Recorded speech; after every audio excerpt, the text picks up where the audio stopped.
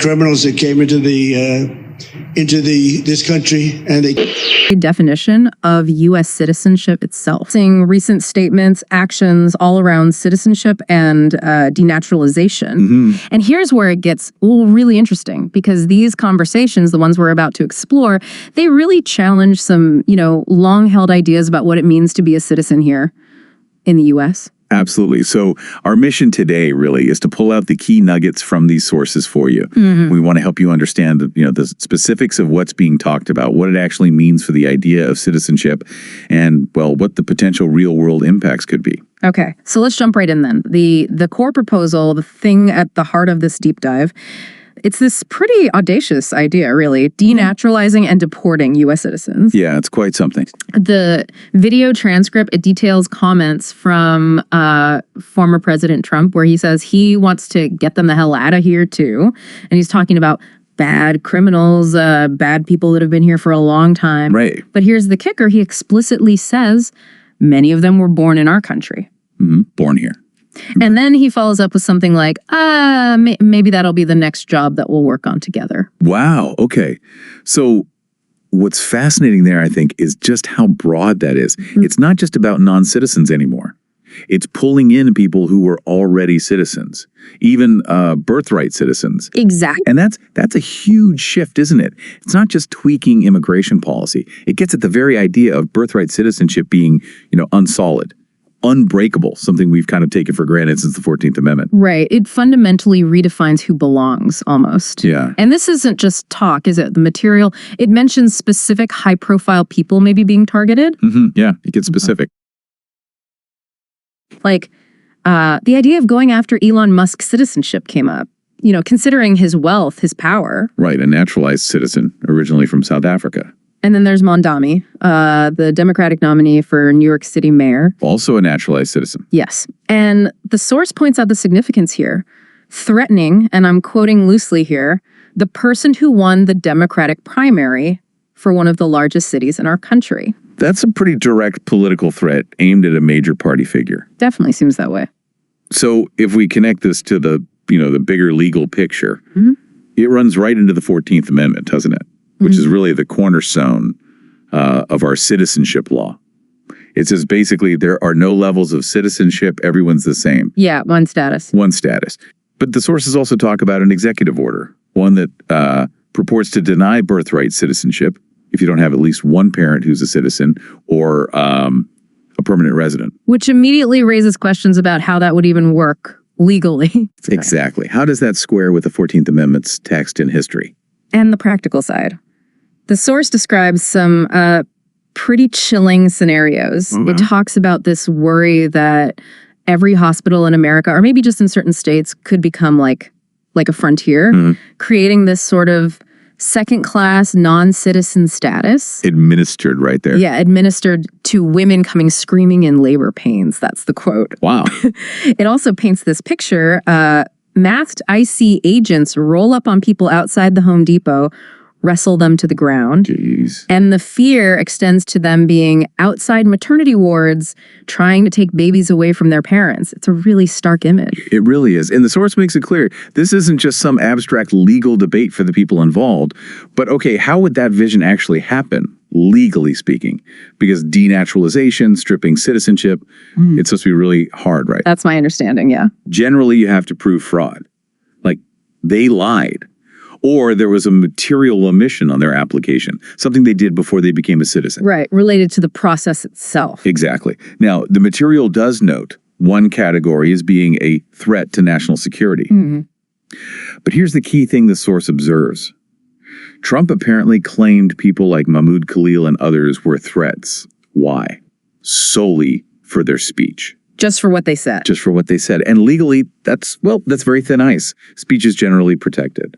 Okay, so if the claims are that bold, but the legal basis seems potentially shaky, where does the actual law stand right now? Let's pivot to that, the legal fight. Right, the battleground. The video transcript, it lays out the current situation. It says, immigrant rights groups in 22 states, all with Democratic leadership, they've sued over this citizenship order idea. Okay, so challenges are happening. Yeah, and 3 federal district boards vacated the policy. They struck it down. Good for those districts. But here's the contrast the source highlights.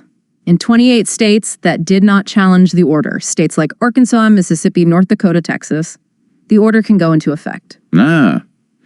So you get this patchwork, different rules in different states. Exactly. A split legal reality across the country. And that patchwork situation, it becomes even more complicated, doesn't it? Because of what the Supreme Court did recently. You mean with injunctions? Yeah. The source says the Supreme Court just stopped national injunctions. Basically, one judge finding something illegal can't stop the government from doing it everywhere else in the country anymore. So challenging these policies gets much harder. Much harder. The analysis in the source explains the alternative. You've got class actions, right? But it says it's not that easy to get a class certified. Mentions technical rules like Rule 23B. Okay, so that's difficult. What else? The other path is just lots of individual lawsuits. Yeah. What the source calls piecemeal lawsuits. You'd need lawsuits in every state, county jurisdictions filed in order to protect our rights. Imagine the effort. Wow. So the bottom line for you, the listener, seems pretty clear then. Yeah.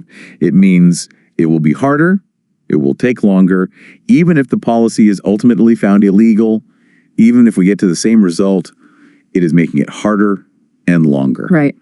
Delay and difficulty, even if you eventually win. Okay, now let's bring in the political angle, because it's all tied together, isn't it? The legal stuff and the politics.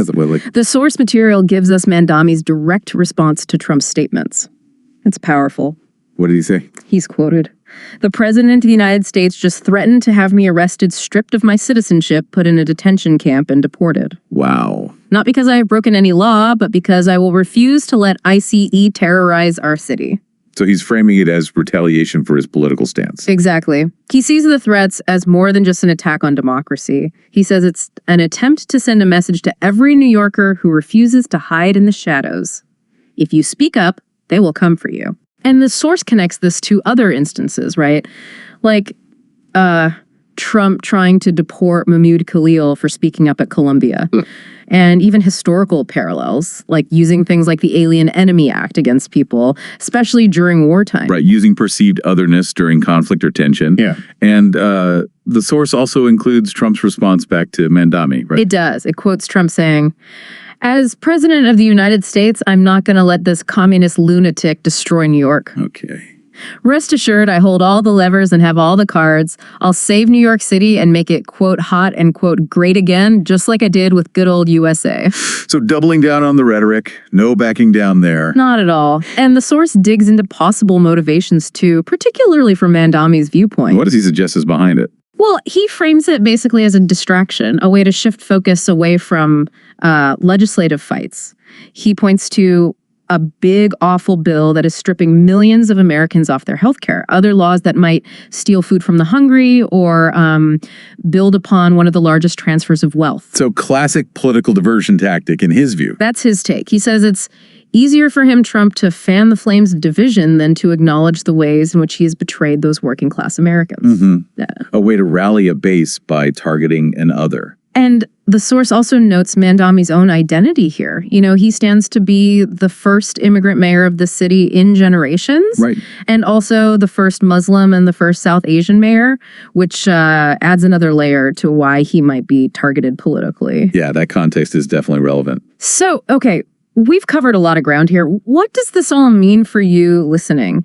We've really dug into this complex debate around, well, the very definition of citizenship. We looked at the mechanisms for legal challenges, how they might be changing, and the wider political stage where all this is playing out. Yeah, and I think this leaves us with a pretty important question to consider, doesn't it? Yeah. When these foundational ideas, like what citizenship is, are being challenged so directly, so specifically, and the ways you can legally fight back against those challenges are maybe getting harder or at least more complicated.